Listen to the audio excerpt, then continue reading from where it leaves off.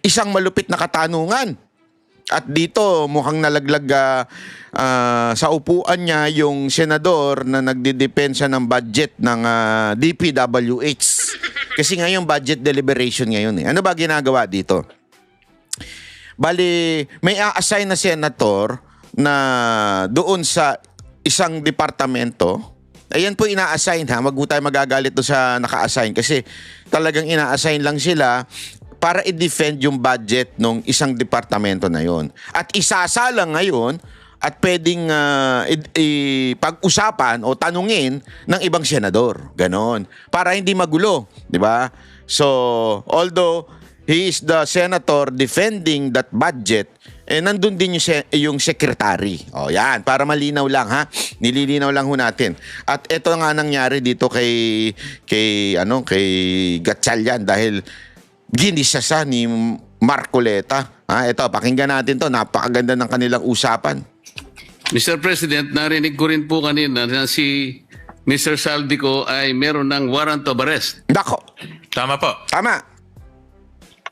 Bakit po si dating speaker wala pa? Nako, patay tayo dyan. Alam ko na iniisip ninyo.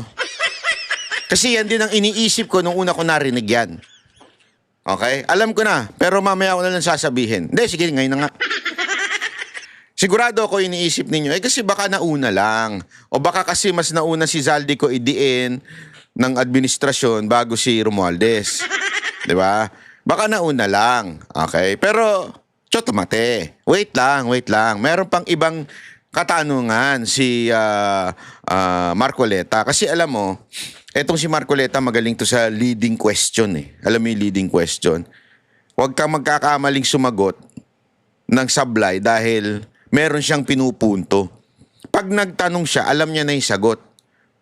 Naintindihan ninyo? Pag nagtanong siya, alam niya na yung sagot at yung sagot mo, yayariin ka. Pero dapat kasi yung sagot na yon manggaling sa'yo para mas magisa niya. Kasi kung manggagaling sa kanya, pinangunahan niya na. Di ba? Hindi abogado to eh. Marunong ito, hindi katulad ng iba. Marunong ito, natanungin ka kahit alam niya na yung sagot. Tapos, dun ka niya yayariin. O, pakingge. Wala pa hong kaso sa Sandigan Bayan, Mr. President. So, yung Akala ko Saldico po- ang Yan. So, sabi, bakit wala pang warrant si Romualdez? Di ba, si Zaldico meron na. Ang sabi naman nito, medyo kakaiba yung sagot niya, parang, wala pa kasi sa Sandigan Bayan. Kaya wala pang warrant. Ito sagot. alam ko ho, ito yung mga unang kasong ifinal ho sa kanya. Pareho tayo nang iniisip. Malamang unang kaso pang final kay Zaldico. Ang alam ko po, isa sa ginamit po na Yon. katibayan ng pagsasampa ng kaso ay sworn statement ni Orly Gutesa. Yan. Doon ka nadali doon, bata. Hindi, doon ka dadali. Kasi alam mo kung bakit? Naririnig natin sa ICI na ang reason kung bakit kinasuhan si Zaldico ay because of Gutesa testimony in the Senate. Tama, mali. Yan ang sinasabi ng ICI. Ang tanong ay ito. Bakit binanggit si Romualdez din ni Gutesa pero si Zaldico lang ang kinasuhan that time?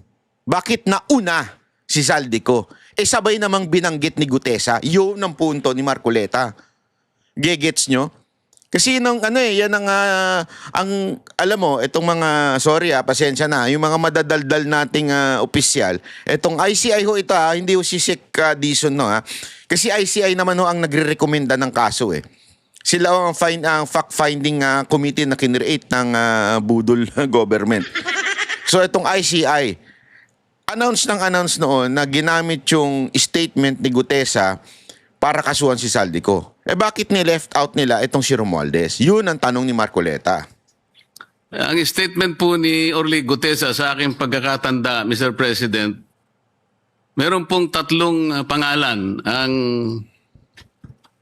natatandaan ko pong nabanggit doon. Una, yung pangalan ni Representative Eric Yap. Pangalawa, yung pangalan ng dating Representative Saldico at pangalan ng dating Speaker Martin Romualdez. Ang sabi po ng mga Amerikano, Mr. President, the sauce for the goose is the sauce for the gander. Yon, ha? The sauce for the goose is delicious. yun. Bakit parang... ba't po hindi nagsabay? Tama. Yung kay case po ni Zaldico po, ito po yung mga naunang kaso. If you remember po yung inspection ni Secretary Vince at kasama po si Governor Bons Dolor sa Mindoro.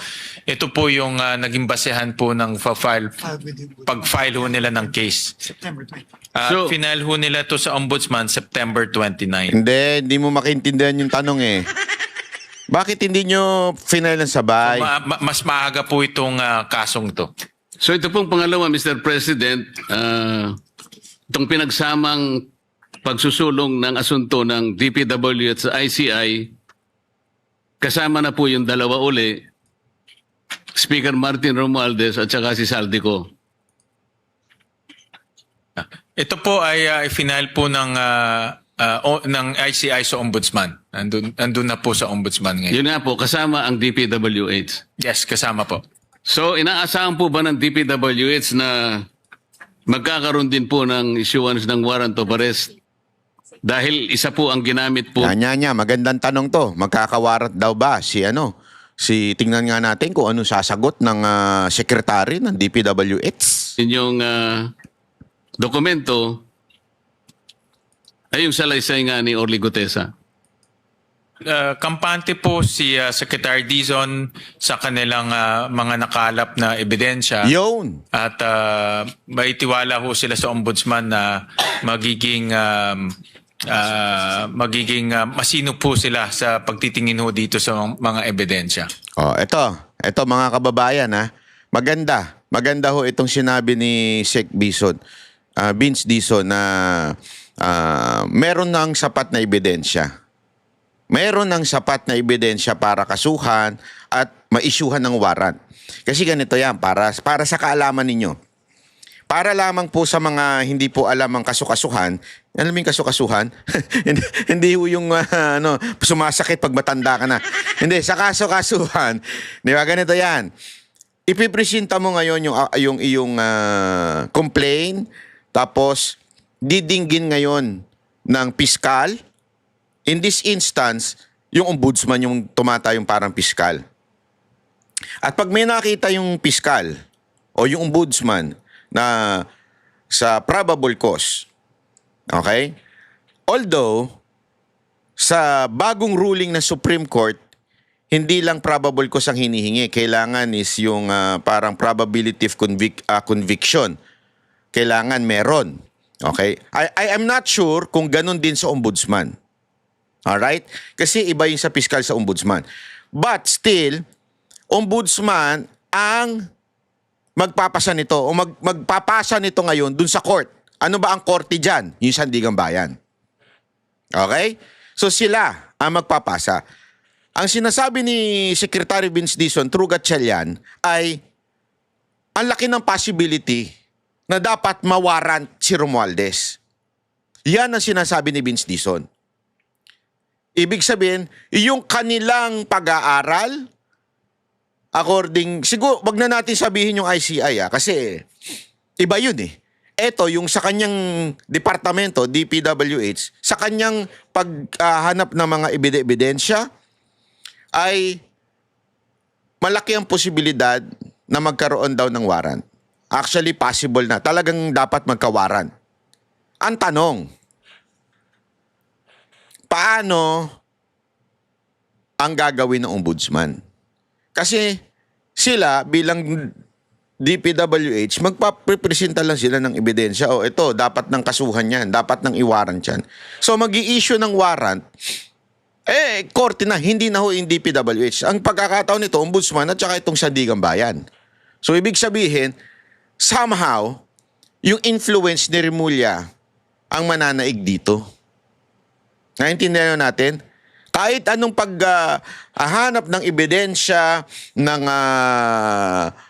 DPWH, kung si Remulla, sasalsalin lamang po yung kaso, yung mga final, at hindi iwawaran si Romualdez, wala din. So ito yung dapat nating bantayan. Kaya nga nagtataka dito si Marcoleta, bakit wala pa si Romualdez? Supposedly, sabay dapat yan kasi sabay naman yung kay Romualdez eh. At saka kay Zaldico na binanggit ni Gutesa. Gusto ko rin pong paniwalaan yung sagot ninyo, Mr. President. Maraming salamat po. Thank you. Hindi po ba ninyo ginamit yung kamakailan lang ay pagpapahayag ni Representative Zaldico na ipinadaan niya sa kanyang mga video recordings?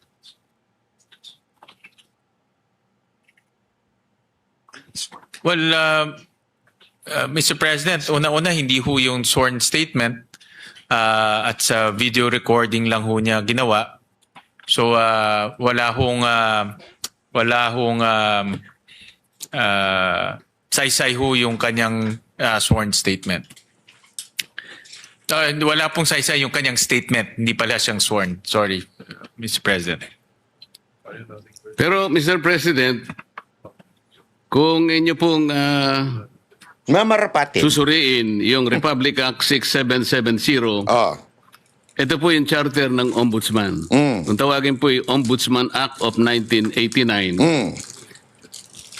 Dito po sa Section 13 ng batas na ito, Mr. President, sinasabi po na the Ombudsman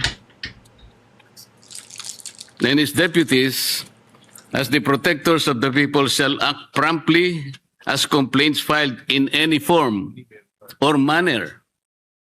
Hindi po sinasabi rito, Mr. President, na kinakailangan nakanotaryo. Kasi baka mamaya peki na naman ang nakuha niyang notaryo.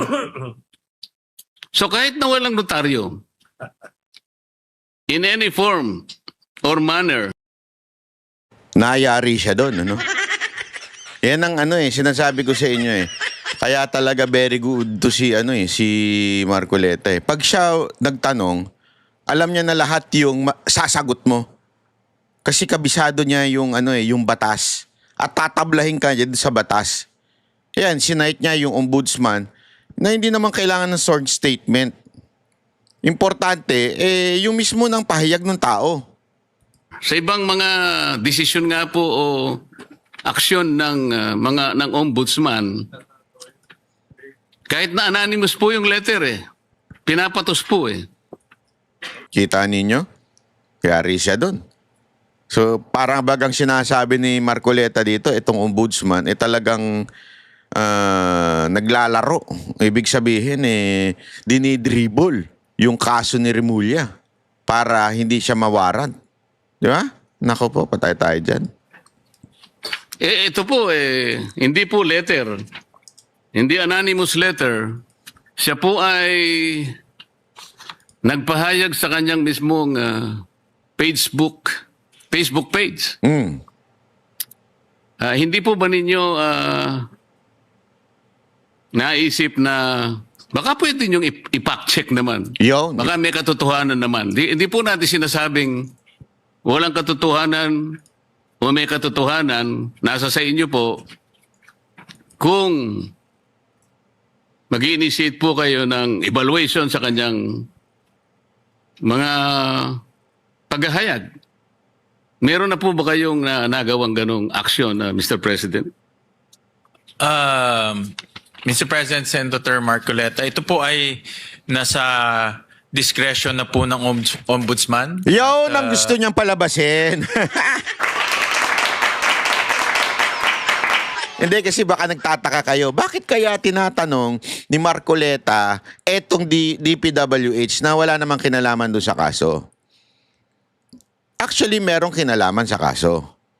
Pero doon sa warrant, hindi DPWH. Ngayon, lumalabas na sabi nga ni Gatchalian, wala na po ito sa DPWH. Nasa discretion na po ng ombudsman. Sa madaling salita, si Remulla ang mabagal kumilos. Gago! Si Remulla ang nagdidribble. So durog na naman dito si Remulla. Sila po ang meron pong kapangyarihan kung gugustuhin ho nilang imbestigahan o i-pursue itong ganitong mga statements. So, nasa kanila na ho yun. Alam nyo, Mr. President, nung isang araw lang, nandyan ang ombudsman. Nakalain yung nakalimutan kong itanong yun. Wala pa ho yung video. Wala pa ho yung video. Hindi po, maraming video na yung siya. mga naunang video. Yung mga naunang video, siguro may 3 video na po. Kasi yung mga nilabas niya may pang-4, pang-5. Pero merong unang 3 na eh. Kaya lang nung sabihin ninyo na magkaibigan naman kayo eh. Nawala ngayon sa isip ko na itanong. Mr. President? Baka ano lang ho, baka di lang ho kayo nag-almusal o Siguro nga po, dahil sa maaga Sa ho gutom kasi, siguro, maaga ho yun eh, maaga. Mr. President, kanina po ay Napaka-honest no? Hindi, sinabi niya talaga eh. Nakalimutan ko yung tanong totoo po na parang nakaka-confuse, nakakagambala kung ano nga talaga yung distinction ng CPAG at saka BIP. I may dare to offer an explanation kung inyo pong mga marapatin, Mr. President. Yung BIP po naragdag po doon sa sinasabing mga convergence programs eh. Ito po kasi ay paraan para isatisfy yung Garcia-Mandanas ruling ng Korte Suprema. Kung hindi po ako nagkakamali, ito po ang approach na ginagamit para sa ganon mailatag po. Para hindi nagko-complain po yung mga local government units. Sapagkat, sa totoo lang, sa ruling po, kailangan may karagdagan silang ira. Ang ngayon ay tinatawag na nata. Pero sa totoo lang, sa dami po ng devolution na hinihingi naman po, hindi nila talaga mapapanagutan. Tama po, Mr. President? Posible ho yun, posible. Pero napakarami pong naging modern versions ng pork barrel. Pork barrel was outlawed by the Supreme Court several years back. Pero lumitaw po, mas marami po ngayon. Mabuti po napansin ninyo, ginoong sponsor, Mr. President, at inalis po ninyo yung tikas. Opo, linipat ho natin yan sa DND. Pero dahil po siguro sa pagod ninyo at sa medyo hindi rin po kayo nagalmusal, Your Honor, nakalimutan po ninyo yung katuparan. Ito po yung kalsada tungo sa Palifaran, Rilis at Daungan. Ito po ay proyekto ng DOTR. Ang DOT naman, meron po siyang trip. Ito po yung Tourism Road Infrastructure Project. Ayan na po lumipat na po ng issue